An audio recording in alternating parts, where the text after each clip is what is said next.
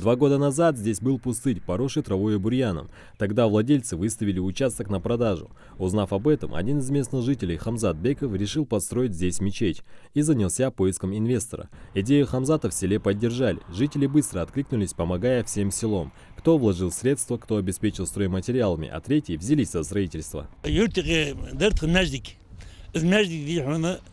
89 году 4 дек приходили из Междики.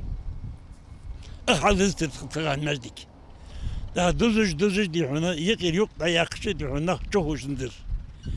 يو أرنخ لامز ده غرب دياج أرد أوت بيرنخ.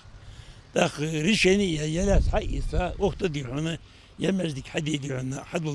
Одним из первых на благое дело откликнулся Хаваш Зауров, за плечами у которого немалый опыт в строительстве. Своими знаниями он охотно делится с другими рабочими, чтобы мечеть радовала глаз прихожан еще не 10 лет.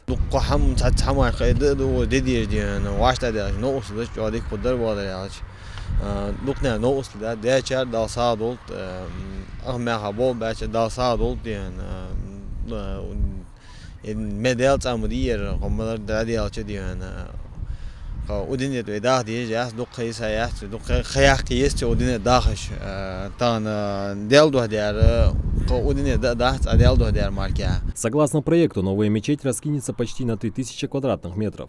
Она рассчитана на 4000 прихожан. Строительство еще не завершено. Необходимо докончить внутреннюю отделку. Но тем не менее, прихожане со всего села собираются здесь каждую пятницу на коллективную молитву. Для этого на первом этаже разложили ковры. Ограду мы заканчиваем, уже заказ отдали на ограды. Внутреннее благоустройство, озеленение, там брусчатка, где фонтан будет, где это скамейки будет стоять. Вот это надо сделать.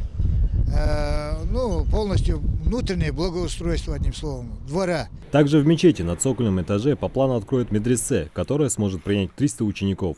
Это еще один большой подарок для местных жителей. Подрастающее поколение сможет духовно просвещаться, а значит не попадаться под влияние экстремистов.